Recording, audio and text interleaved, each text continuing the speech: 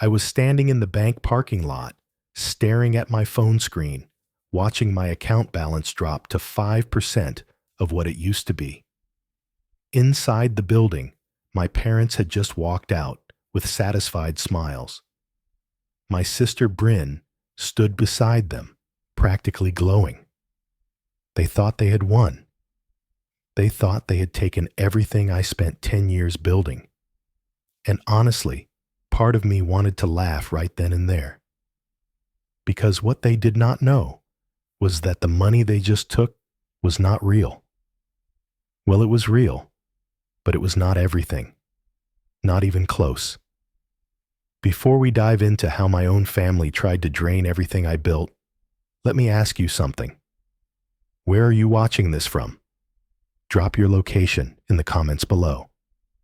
And if you have ever felt taken advantage of by the people who were supposed to love you most, hit that like button right now. Subscribe if you want to see how this story ends, because trust me, the twist is going to blow your mind. You are not going to believe what happened when they realized what I had done. Let me take you back to where this all started, because you need to understand the kind of family dynamic I grew up in. My name is Eli, and I am 28 years old. I grew up in a middle-class neighborhood just outside Columbus, Ohio. My dad worked as a carpenter, decent money, but nothing extraordinary.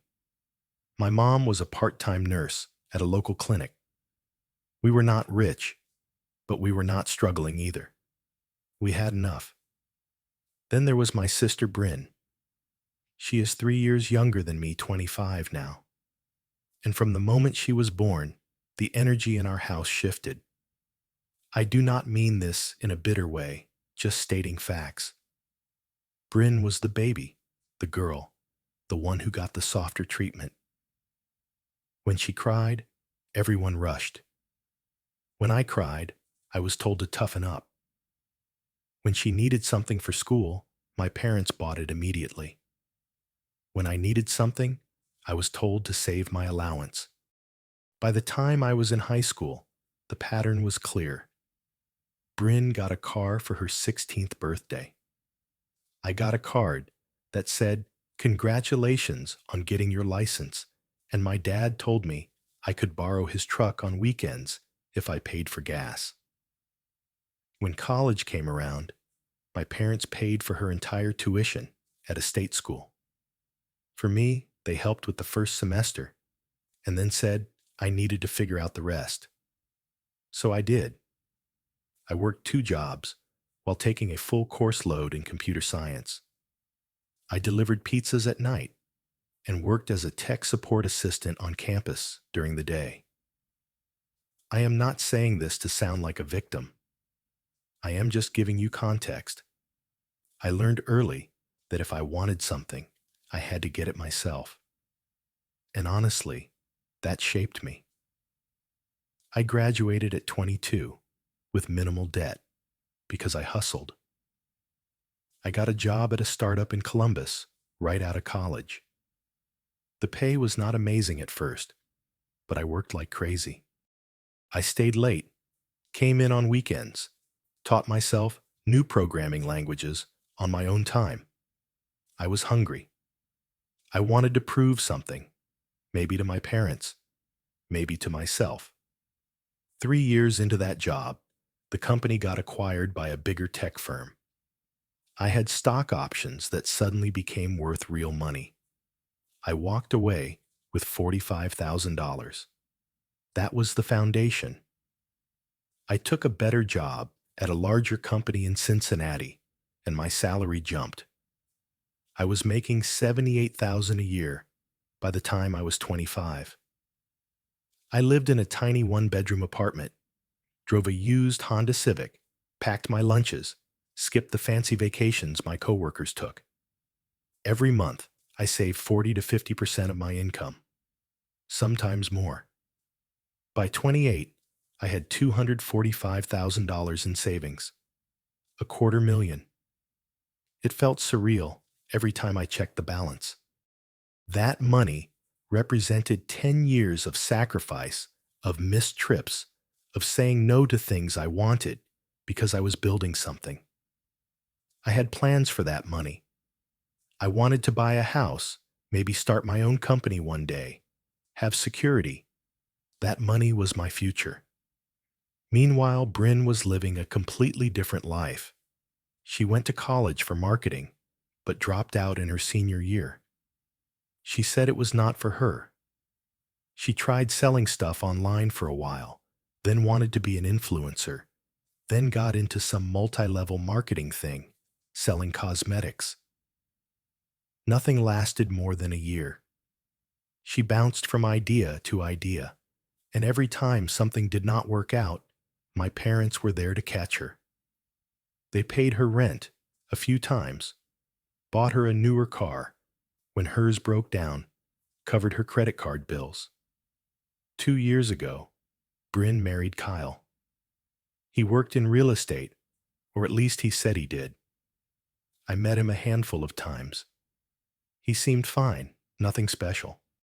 They lived in a small rental apartment and were always talking about money problems.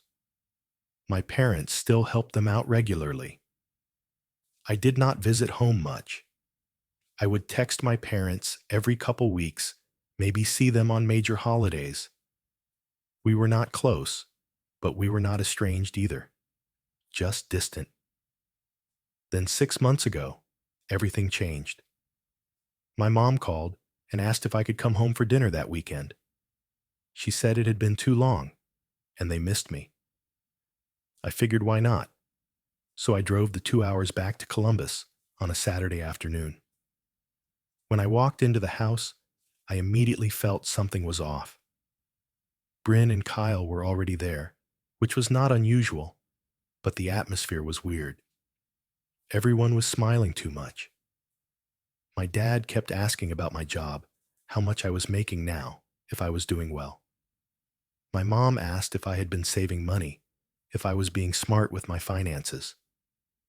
Then Bryn started talking about how she and Kyle were looking at houses. She showed me pictures on her phone of this cute 3-bedroom place in a decent neighborhood. She said it was perfect, exactly what they needed, but they were having trouble coming up with the down payment. Kyle jumped in and started talking numbers. The house was $320,000. They needed $64,000 for the 20% down payment. They only had $20,000 saved. My mom looked at me with this expression, kind of hopeful and expectant. She said something like, "Eli probably has some savings built up, right? You have always been so good with money." I felt my stomach tighten. I gave a vague answer about saving for my own future and tried to change the subject. The rest of dinner was awkward.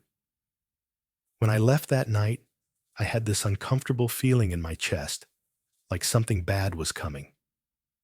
After that dinner, things escalated quickly. My parents started calling more often. My mom would bring up Bryn casually in conversation. She would say things like, "Your sister is really struggling. You know, she just wants a stable home. She deserves that, does not she?" My dad was more direct. He said, "You are the older brother, Eli. You have always been independent. Bryn needs more support. That is just how it is." Then Bryn started texting me directly. She sent pictures of the house again, talking about how perfect it was, how it had a backyard for the kids they wanted to have someday, how the neighborhood was safe and had good schools. She would say things like, "We only need 44,000 more. That is nothing to you, right? You have so much saved up. It would barely make a dent." I tried to be polite. I explained that I was saving to buy my own house, that I had plans for that money. Bryn got defensive. She said I was being selfish, that family should help family. I told her Kyle should figure it out, that they should save more or look for a cheaper house. She stopped texting me after that, and I thought maybe it was over. Then a week later, My dad called. His voice was serious. He said I needed to come home, that we needed to have a family meeting about something important. I asked what it was about, and he just said, "You will see when you get here." I had a bad feeling, but I went anyway. When I walked into the house that Sunday afternoon, I was surprised to see not just my parents and Bryn and Kyle, but also Kyle's parents. Everyone was sitting in the living room, and the mood was tense. My dad gestured for me to sit down, so I did. Then he started talking. He said we needed to discuss helping Bryn and Kyle buy their house. He said it was a family matter and that we all needed to contribute. Bryn took over from there.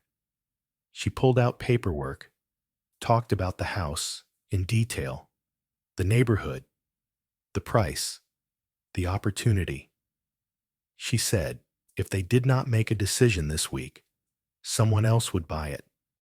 She kept emphasizing how rare it was to find something this good in their price range. Kyle talked about their financial plan, how they would pay back any money they borrowed within 5 years. He had charts and everything. It felt rehearsed. Then my mom dropped the bomb. She said, "Eli, we know you have about $245,000 in your savings account. If you lend Bryn and Kyle $44,000, it will barely affect you. You will still have over $200,000 left. That is more than enough for whatever you need." I felt my blood run cold. I looked at my mom and said, "How do you know how much I have?" She looked uncomfortable. My dad cleared his throat and said, "Well, your mom helped you open that account when you were younger. It is still a joint account technically, so we can see the balance." I could not believe it. I had completely forgotten about that. When I was 16, my mom took me to the bank to open my first savings account. She added herself as a joint owner so she could help me manage it, teach me about banking. I never thought to remove her. Over the years, as I deposited money from every job, every bonus, every bit of savings, that account just grew. And they had been watching the whole time. I sat there stunned. Then Kyle's parents started chiming in. They talked about family values, about helping each other, about how Bryn and Kyle were young and needed support. My mom started crying. She said she just wanted both her children to be happy, that Bryn needed this, that I was already stable and successful. My dad said, "You are not the kind of son who would turn your back on family, are you?" Bryn looked at me with pleading eyes. She said, "I do not understand why you are being so selfish. I am your little sister. This is our dream. You have plenty of money." Kyle added that they were planning to have kids soon, that they needed a stable place, that this was not just about them, but about the future of our family. I tried to stay calm.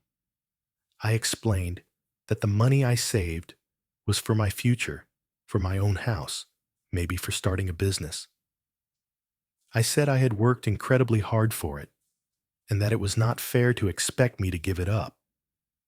But every point I made was shot down. My mom said I was young and could earn it back. My dad said Bryn was a woman and needed more protection and care. Bryn said I was being cruel. Kyle's parents said I was forgetting what family meant. The room felt like it was closing in on me. I stood up and said I needed to think about it. My dad said there was nothing to think about, that this was the right thing to do. I said I had to go and walked out. I could hear my mom crying behind me and Bryn saying something about how disappointed she was. I drove back to Cincinnati, feeling sick, angry, and honestly, a little scared. That night, I could not sleep. I kept thinking about that joint account, about how my parents had access, about how they had been monitoring my savings for years without me knowing. I realized they could do something drastic. They could take the money without asking. Technically, since it was a joint account, my dad's name was on it too. He had every legal right to withdraw funds. The next morning, Monday, I called in sick to work. I spent the entire day executing a plan. First, I researched banks and found one that offered high-yield savings accounts with good security features. I chose an online bank that my parents had never heard of. Then I drove to a branch location, 2 towns over, opened a brand new account under only my name, and requested that no joint owners could ever be added without in-person verification and 2 forms of ID. Then came the big move. I transferred $233,000 from my old account into the new one. I did it in increments throughout the day to avoid triggering any major fraud alerts. By 8 p.m. that night, the new account showed a balance of $230,000. I left exactly $12,200 in the old joint account. That was 5% of the original balance, just enough to make it look like there was still something there if someone glanced at it quickly, but not enough to actually matter. I also called a lawyer that week. I explained the situation and asked what my rights were. He confirmed that since my dad was a joint owner, he could legally withdraw money, but he also said I could prove that all deposits came from my income and that I was the primary owner. He helped me gather documentation, pay stubs, tax returns, everything showing that every dollar in that account was mine, just in case I needed to fight this legally later. Then I waited. I did not tell anyone what I had done. I went to work, lived my normal life, and acted like nothing had changed. My parents called a few more times that week. I did not answer. Bryn texted me twice, asking if I had changed my mind. I did not respond. I knew they were getting desperate. I knew they were probably planning something. And I was ready. 2 weeks later, on a Friday afternoon, I got the notification. It was from my old bank. Transaction alert withdrawal of $232,000, processed by account holder. I checked the details. My dad had gone into the bank that morning and withdrawn the money. Almost everything. He left just the $12,200 that was actually there. I sat at my desk at work, staring at my phone. I felt a strange calm wash over me. I was not angry. I was not panicked. I was almost relieved. My plan had worked. They had taken the bait. I called the old bank just to confirm. The representative told me that my father had come in with his ID and his joint account access and requested a cashier's check for the full available balance. Since he was a legal account holder, they had no reason to deny the transaction. I thanked her and hung up. Then I just sat there. I knew what was coming next. I knew Bryn would call, probably gloating. I knew my parents would expect me to be devastated, and I was fine with letting them think that. For now. That evening, around 7 p.m., my phone rang. It was Bryn. I answered. Her voice was dripping with smugness. She said, "Hey, Eli, so Mom and Dad just got back from the bank. You know about that, right?" I played dumb. I said, "What are you talking about?" She laughed this mean little laugh and said, "Dad went and took the money from your account. $232,000. Pretty much everything you had." She sounded so satisfied. She continued, "I know you are probably really upset right now, but Dad said he had the right to do it since his name is on the account. And honestly, Eli, this is for the family. You will understand eventually." I stayed silent. She kept going. She said, "You have like 12,000 left. That is barely anything. You cannot even buy a decent car with that. I feel bad for you, I really do. But maybe this will teach you not to be so selfish next time." Then she actually giggled. She said, "Kyle and I are going to have the most beautiful house. Mom and Dad are so happy. You should have just helped us when we asked nicely. Now you do not even have a choice." I did not say anything. She paused, waiting for me to react. When I did not, she said, "Are you even there? Are you going to say something?" I finally spoke. I kept my voice calm and even. I said, "I hope you enjoy the house, Bryn." She seemed confused by my tone. She said, "Wait, you are not mad."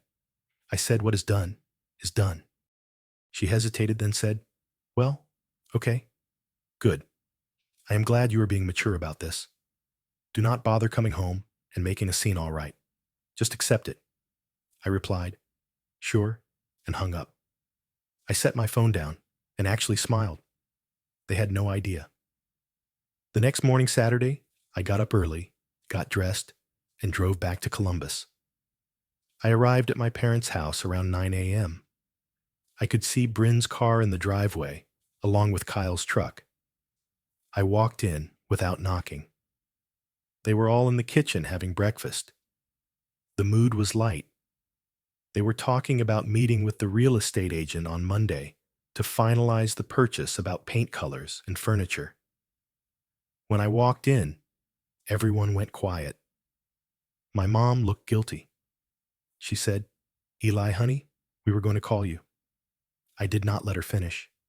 I said, "I know what Dad did. I know he took the money." My dad stood up defensive. He said, "Now, son, before you get upset, you need to understand that this was for the family. Bryn needs this more than you do." I held up my hand. I said, "I am not upset." Everyone looked confused. Bryn narrowed her eyes and said, "What do you mean you are not upset?" I said, "I mean, I understand. Dad took $232,000 from the account yesterday." "That is fine." My mom looked relieved. She said, "So, you are okay with this?" I shrugged. I said, "You took what was in the account." That is what happened.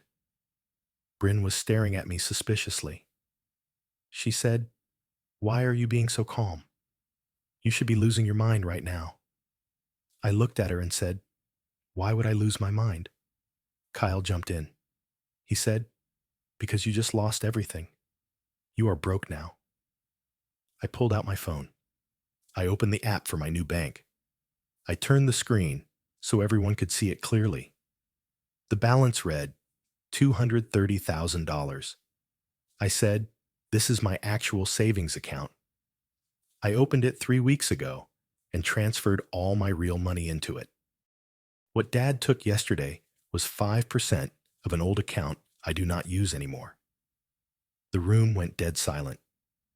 Bryn's face went from confusion to shock to pale white. She whispered, "What my dad said, you moved the money?" I nodded. I said 3 weeks ago, right after that family meeting where you all ambushed me. I knew you might try something like this, so I protected myself. My mom's hands were shaking. She said, "So, the money your dad took, that was only 12,000. I said, 12,200, to be exact. Kyle looked like he had been punched in the stomach. He said, "But we already put down earnest money on the house. We told the seller we would have the rest by next week. We signed a contract." Bryn stood up her chair, scraping loudly. She shouted, "You tricked us. You lied to us." I stayed calm. I said, "I did not lie. I just did not tell you. I moved my money. You assumed it was still in the old account. That was your mistake, not mine." My dad was red in the face. He said, "You set us up. You wanted this to happen." I looked him in the eye. I said, "No, Dad. I hoped you would not actually steal from me. But when I realized you could, I made sure you could not take anything that mattered. Bryn was spiraling. She said, "What are we supposed to do now? We do not have enough money. We are going to lose the house.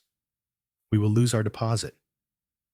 I picked up my phone and put it back in my pocket. I said, "That sounds like a problem you need to figure out. Not my problem." My mom started crying. She said, "How could you do this to your own sister?" I felt a flash of anger then. I said, "How could you do this to your own son? You watched my account for years. You knew exactly how much I had. And the moment it was convenient, you stole from me." My dad tried to argue. He said it is a joint account. It was not stealing. I cut him off. I said every single dollar in that account came from my job, my work, my sacrifice. You contributed nothing. And you took it to give to Bryn because you have always put her first. I am done with that. Bryn was crying now too. She said, "You are ruining my life." I said, "No, Bryn. I am protecting mine. There is a difference." Kyle was just standing there looking lost. I turned to leave. My mom called after me. She said, "If you walk out that door, things will never be the same." I stopped and looked back. I said, "Good," because the way things were was not working for me anyway. And I left. The next few weeks were hard, I will not lie. My parents did not call. Bryn blocked me on every social media platform and blocked my number. I heard through a mutual friend that they had to back out of the house deal.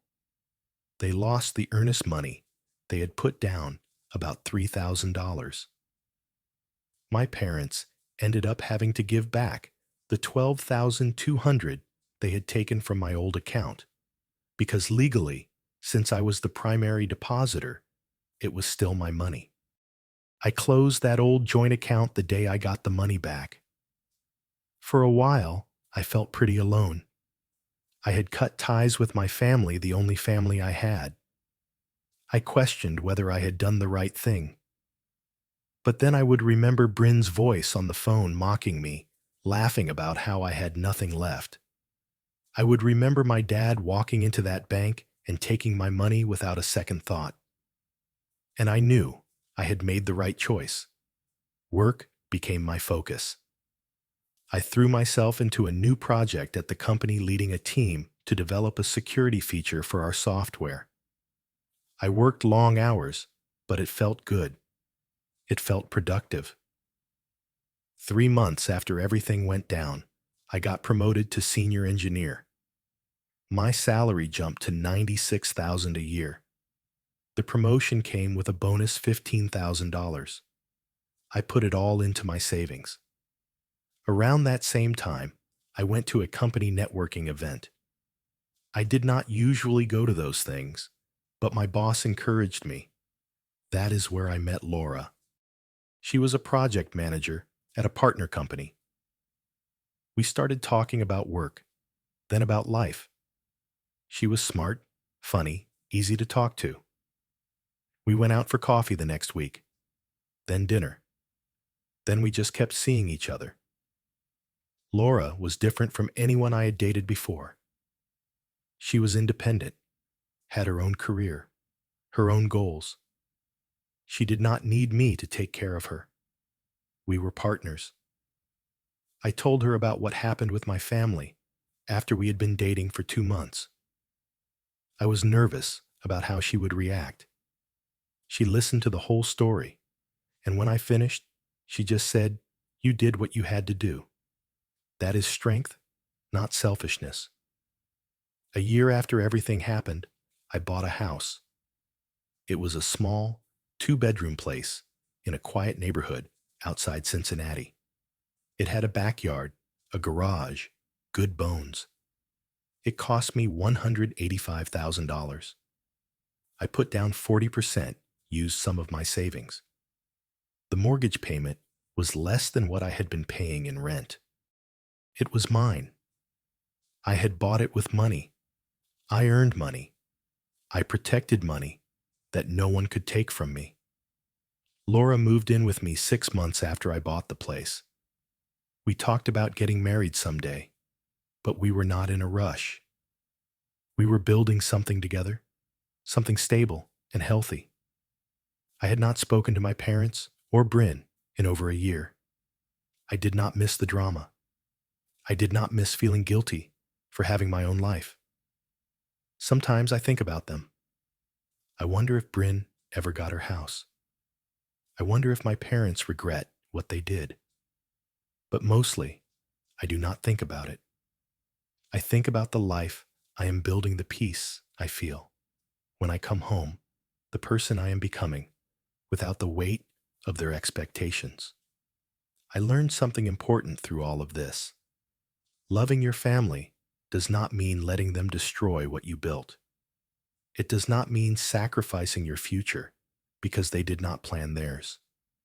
It does not mean setting yourself on fire to keep them warm.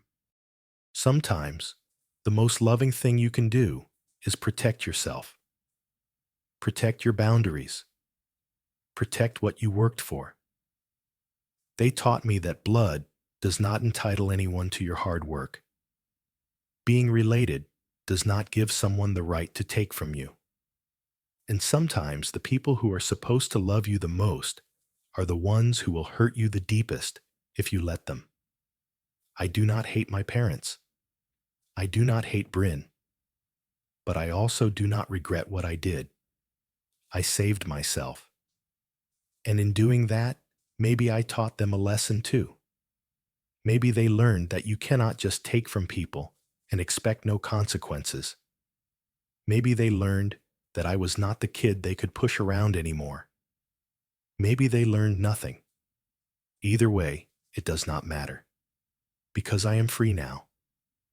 I sleep better than I ever did when I was trying to please everyone else. I wake up in my own house next to someone who loves and respects me, with a job I am good at and a future that belongs to me.